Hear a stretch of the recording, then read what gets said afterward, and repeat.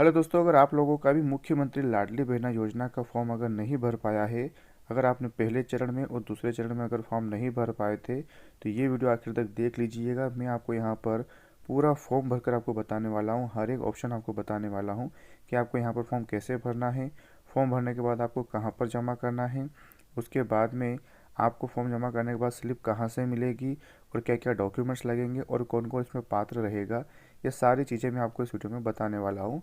क्योंकि यहाँ पर अगला चरण जो शुरू होगा उसमें बहुत ही ज़्यादा बदलाव किए गए हैं। तो अगर आप लोग भरना चाहते हैं, इस योजना का लाभ लेना चाहते हैं, तो वीडियो को अंत तक ज़रूर देख लीजिएगा। सबसे पहले आप यहाँ पर देख लीजिए कि आपके सामने एक ऑप्शन दिखाई दे रहा है, आपको इस तरह का फॉर्म मिलेगा और फॉर्म में आपको कुछ जो जानकारियाँ भरनी है, तो कैसे भरनी है देख लीजिए। वीडियो थोड़ा काफ़ी मतलब बड़ा भी बन सकता है, लेकिन मैं कोशिश करूँगा कि इसको कम से कम समय में आपको भरकर बता दूँ। तो वीडियो को देख लीजिएगा, बिना स्किप कीजिए देख लीजिएगा।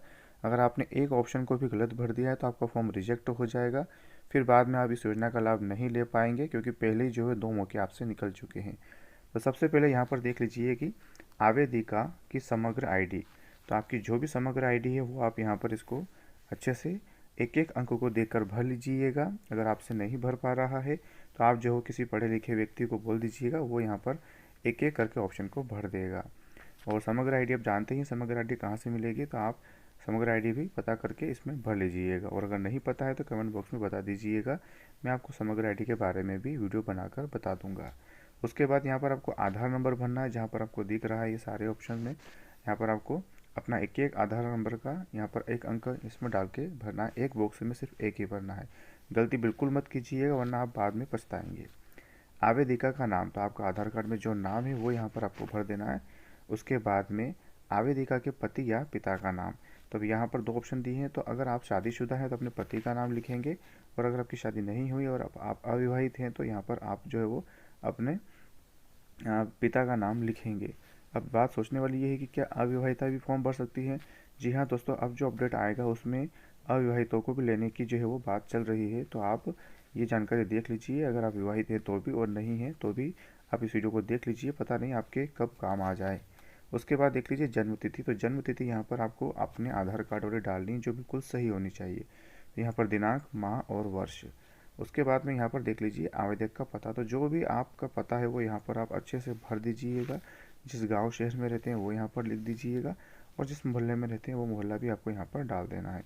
जैसे कि यहाँ पर ग्राम शहर बोल रहा है, वार्ड बोल रहा है, तो वो भर देना है। जिला आपका जो भी लगता है, और पिन कोड जो है वो आपको अपने ज़िले के डाल देना है, जो भी यहाँ पर पिन कोड आपका लगता है। उसके बाद में यहाँ पर देख लीजिए कि आवेदिका का मोबाइल नंबर।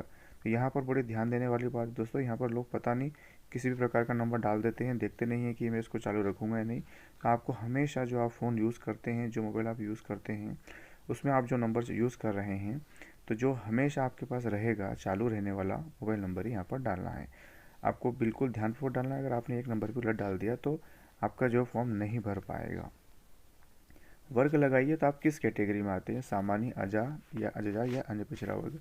तो सभी प्रकार के वर्ग के लोग यहाँ पर भर सकते हैं, लेकिन आप बस उसमें पात्र होना चाहिए। क्या शासन, विधवा, निःशक्त इत्यादि पेंशन प्राप्त कर रहे हैं।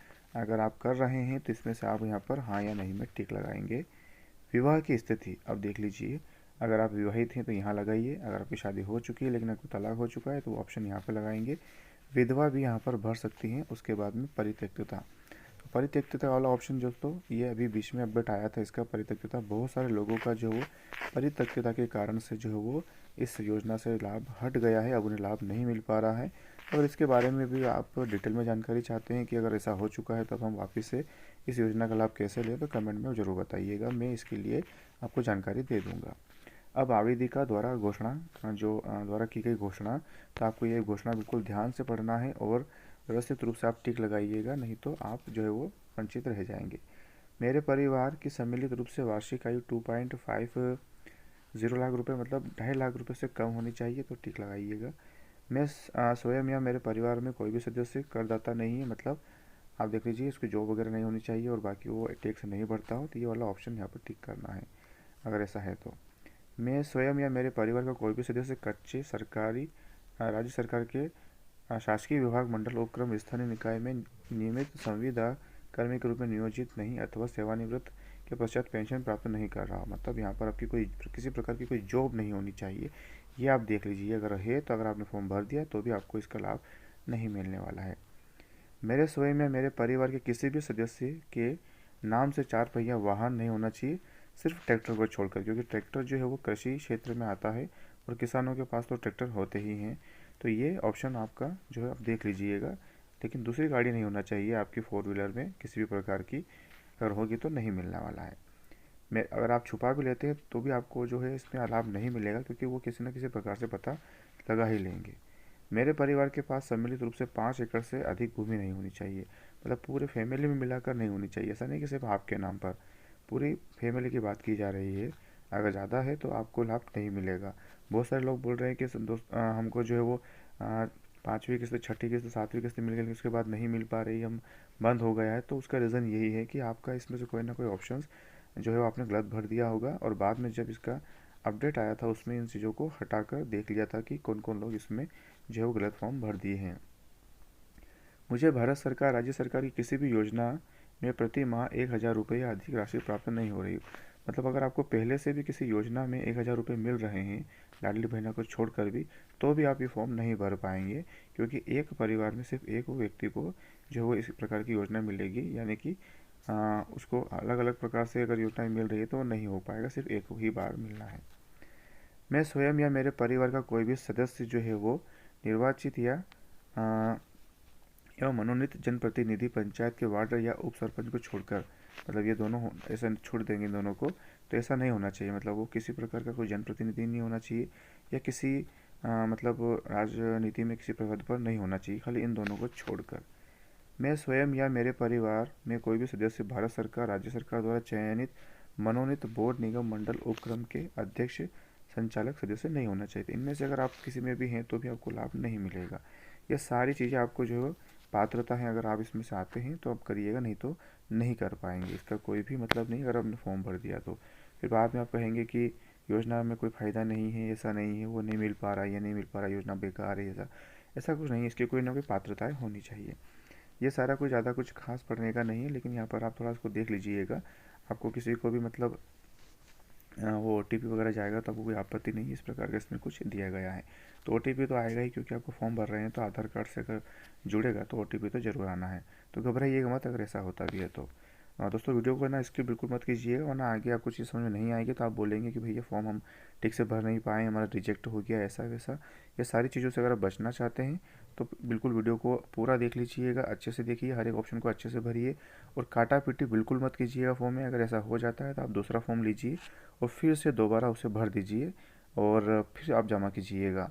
ऐसा नहीं कि कुछ भी भर दिया और जमा कर दिया। अगर नहीं आ रहा है तो किसी व्यक्ति से भरवा लीजिएगा जो पढ़ा लिखा वो भर देगा।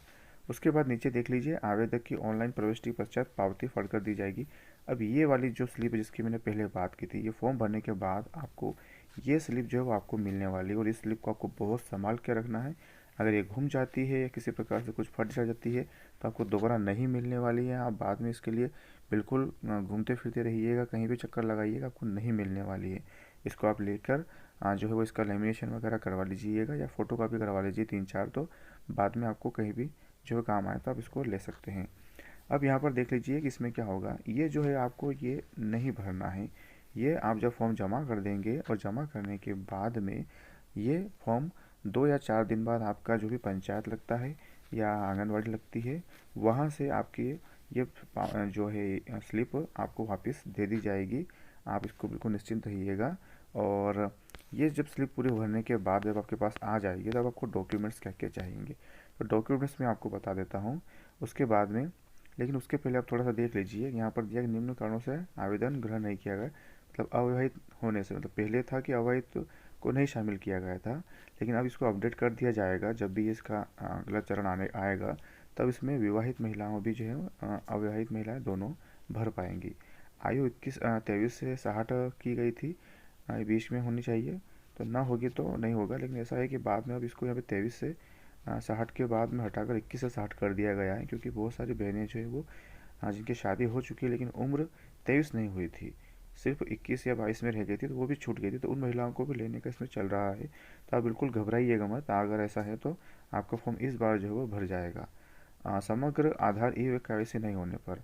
तो ये देख लीजिए, बहुत बड़ी बात है। अगर आपका ई केवाईसी नहीं है तो भी आपका फॉर्म रिजेक्ट हो जाएगा। तो इन बातों का ध्यान रख लीजिएगा। और ई केवाईसी कैसे करते हैं इसके लिए मैंने एक वीडियो बना दिया है, आप चैनल पर जाकर देखिए, आपको वहाँ पर पूरी जानकारी मिल जाएगी कि ई केवाईसी करते हैं। और वो भी बिल्कुल घर बैठे कर पाएंगे, आपको कहीं जाने की ज़रूरत नहीं है। अगर आपको नहीं आता है तो आप किसी भी ऑनलाइन दुकान पर जाइए, वहाँ पर आप बोल दीजिए मुझे ई केवाईसी करना है। तो वैसे तो पैसे नहीं लेते हैं, लेना नहीं चाहिए, क्योंकि मुख्यमंत्री शिवराज सिंह चौहान जी जब थे तो उन्होंने कह दिया था कि आपको कोई पैसा देने की ज़रूरत नहीं है। लेकिन अगर लेते हैं तो 10, 15, 20 रुपये जो भी लगते हैं आप दे दीजिएगा।